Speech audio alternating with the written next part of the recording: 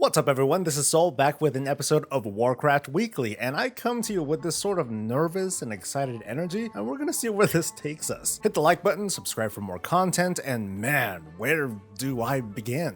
I guess we'll start off with dev interviews. Since the Dragonflight announcement, the WoW team has been drip feeding more information to publications and content creators, and this week we got more of it. Creators like Mr. GM, Mephisto, and Taliesin did their best to extract more information and help generate more hype. And this came as a surprise, even Asmongold sat down to talk with Ian Hazzikostas in a very safe interview. Don't be fooled by the video title, Asmongold Confronts Blizzard. It was more like Asmongold sheepishly learns how to use Zoom for the first time, and then has a lovely chat with a game dev. I've done recaps where I could, and I'll provide links to the interviews in the video description. Now, there might be more of these interviews over the coming days or weeks, and three of you asked, when is the big Soul interview where he wastes half of his time bitching for player housing? Well, today I have an announcement to make. I don't have one because I don't have the self-confidence or assertiveness to even reach out. You miss 100% of the shots you don't take, I think that's the phrase. So lesson learned, but that doesn't mean I've got nothing to ask. Sometime this weekend, I'm gonna post an innocent video with the hopes that it gets to developers somehow. Maybe some of them watch, maybe someone will post it on the WoW Community Council or whatever with questions for the team. A perfect example of a parasocial relationship, woohoo. There have been some controversial topics brought up in this week's coverage, one being Master Loot, and I'll get to that in a bit. There continue to be questions about dragon riding, complaints over the aesthetics of the Drakthir and other concerns, but I can't help but notice that the WoW team has given off their own sort of different energy these days. I'll try to describe it like, here's what I'm used to seeing. I'm used to seeing the WoW team standing their ground and telling us why a thing like conduit energy is good, and in a way that seems sort of standoffish. They say with confidence that your suffering is good gameplay. Meanwhile, they'd spout some platitudes like, oh, we're listening, baby, we didn't mean it, we'll never do you wrong again. But Dragonflight feels different. It is different. It speaks for itself as an expansion that says we were wrong about a lot of things, like borrowed power, the lack of talent trees, too much character preparation at endgame, cosmic stuff. Throughout these interviews, it's been, hey, we were wrong about this, we agree that it should be like that, these barriers that we thought to be meaningful choice just turned out to be annoyances, and so far, very important, so far, Dragonflight is painting itself to be an extremely accessible experience where the max level progression is comprised of easy to understand features. Gear. Like, that's it, gear. The other pieces that make our class and specs feel unique or powerful will be given to us while leveling, and the second we reach level 70, we get that last talent point to play with. Dragon riding is new, and it'll be needed for us to get around, but when it comes to the big three, raids, PvP, and dungeons, I don't see dragon riding being so much as a requirement as it is a thing to do when not doing said raids, PvP, or dungeons. There are professions, there's probably going to be profession recipes behind reputation, we'll see how that works out, and the burden of the WoW team to create a good experience will not be on laying down multiple tracks of max level progression. We don't expect to see instant stuff to grind like Torghast or Islands. It's going to be up to the outdoor world to be what we want to log in for and return to. The current 9.2 experience with outdoor zone progression and a currency to farm for and regular spawns, rares, and treasures and events, that's the blueprint. We're going to get a whole continent of that in Dragonflight. The team seems pretty confident with what they're making, confident enough to even engage with a streamer who commands an audience with a minority population who can be extremely toxic, but the engagement, the actual engagement between these two turned out to be pretty easygoing and not the cage match that some were hoping for. We've seen the WoW team with that know-it-all attitude, and don't get me wrong, I am prepared to see that again. Meanwhile, Activision Blizzard as a whole remains exposed as a deeply flawed company, and there's still a long road ahead with an uncertain future. In a few days, we're going to learn about a new team and a new mobile Warcraft IP that half of you aren't going to like out of sheer principle. Let's pull back though. We're seeing this slow-mo transformation of the WoW team with more engagement and, more importantly, huge pivots in their design philosophy. And the transformation is literal too. A lot of folks have left, but more folks are backfilling positions, people are getting promoted too. We still see familiar faces at the top, but faces across the board are changing. We don't know where it's going to take us, but at least where WoW is concerned, it's a different but familiar direction that we're going, and I'm excited to see it through. Now, you can tell me how wrong I am in a comment below. Let's talk about some of the highlights from this week's interviews. Ian wants Master Loot to come back.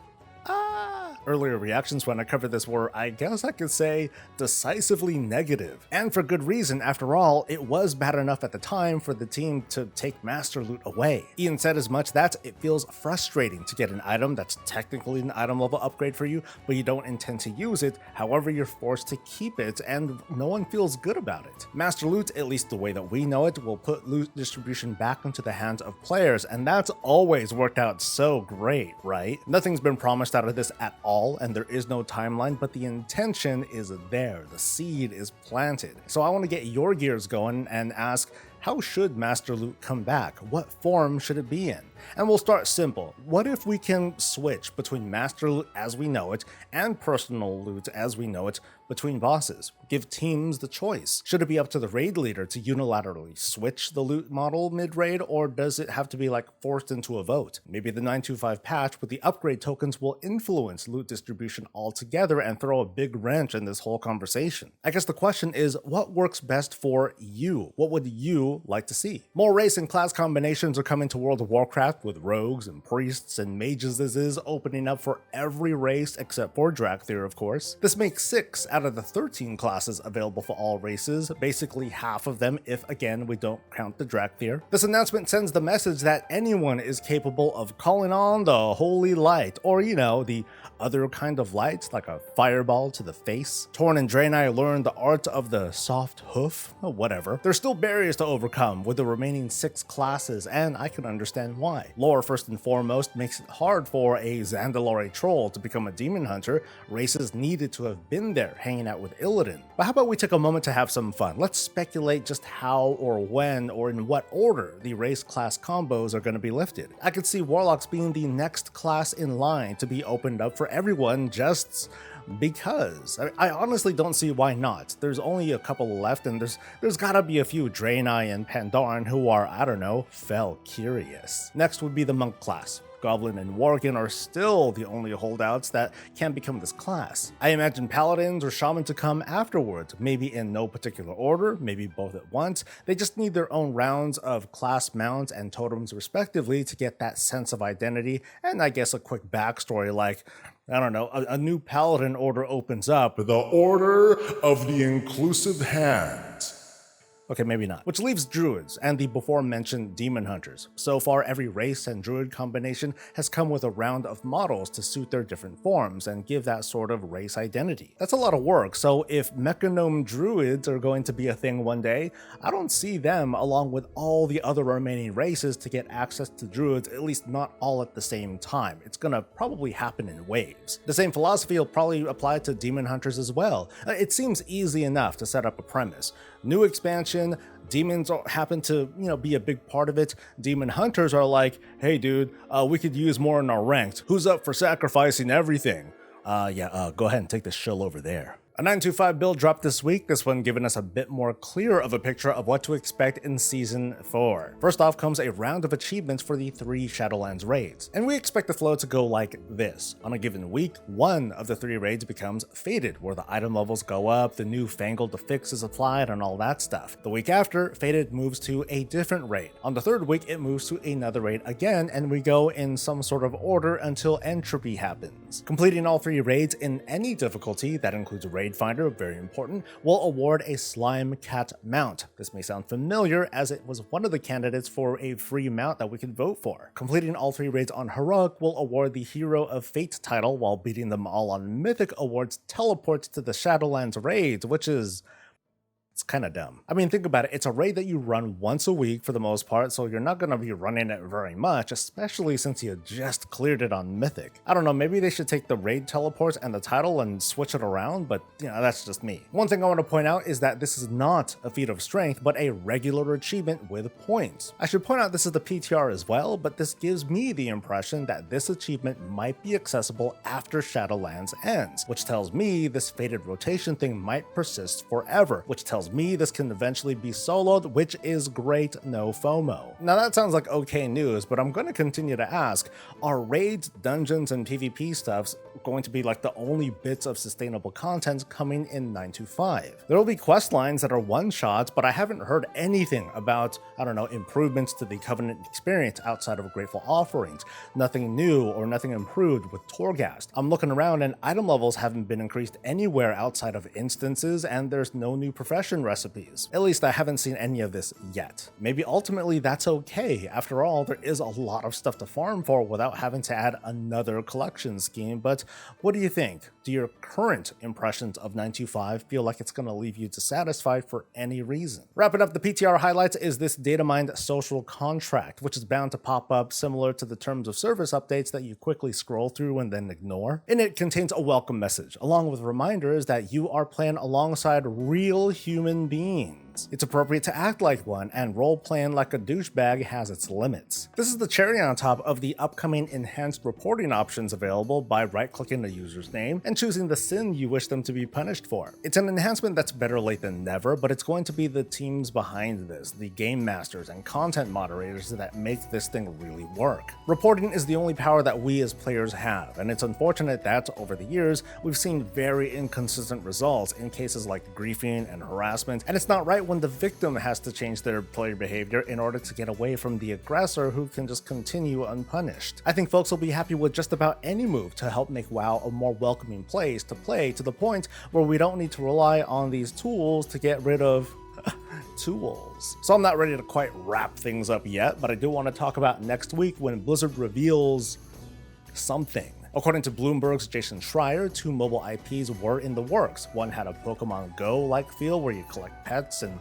send them off into battle, while the other is being called a Clash type of game, later confirming alongside Jez Corden from Windows Central that the Pokemon-style game was cancelled, while the Clash game is to be what's announced. This reporting tends to be credible and not the kind of thing that we'd see from, leak season. Clash-style mobile games are the type where you build a base to defend against enemy players, while raising an army to throw at enemy players, and at every step, from building better troops, to building them faster, to repairing, to temporary buffs, and of course upgrades, whoever it is that makes the game nickel and dimes all your money away. Based on a description like that, it stands to reason that I'm a bit frightened by the notion of a bona fide World of War clash. But the copium within me is strong, so I have faith that if Blizzard is going as far as to make an announcement for an announcement again, it's not so they can announce a cash grab kind of game.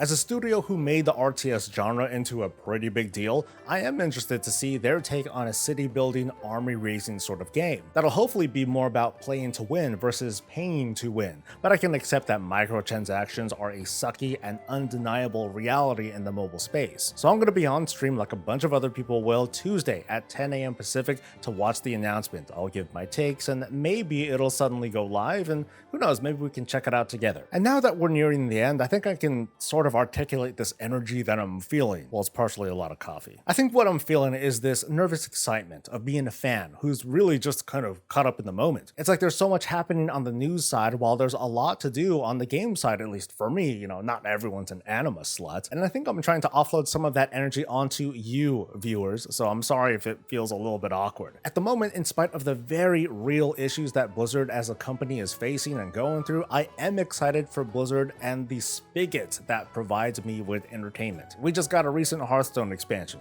Overwatch 2 is in beta. Diablo Immortal is coming on both phones and PC in like a month or so. Another phone game is going to be announced in just a couple days. Dragonflight was announced, including all of these improvements that really connect with me as a player.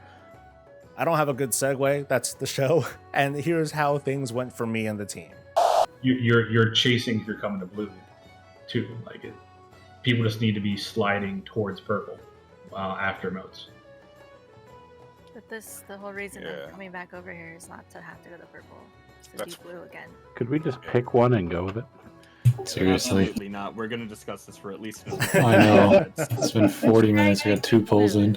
Let's just try keeping blue. Progression. I think we can do the progression. We're doing good. Let's go. Nice fucking kill. Easy. That was clean, Fuck. yo. That was a really good pull. Yeah, well done. Congrats on Okay. heroic here. Holy Hey. shit, I got everything I could possibly have gotten. Oh my gosh. Damn. Nice. I didn't even get flux because I killed him on LFR. Oh my god, that fucking haste. Oh, jizz in my pants. Oh, this is good. Nice.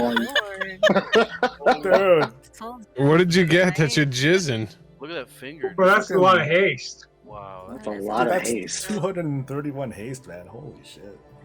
Jesus, I got Oh, some you nice gold. sick fuck. He got a I ring. know. He got a Right. ring he's gonna put on his dick. Damn right.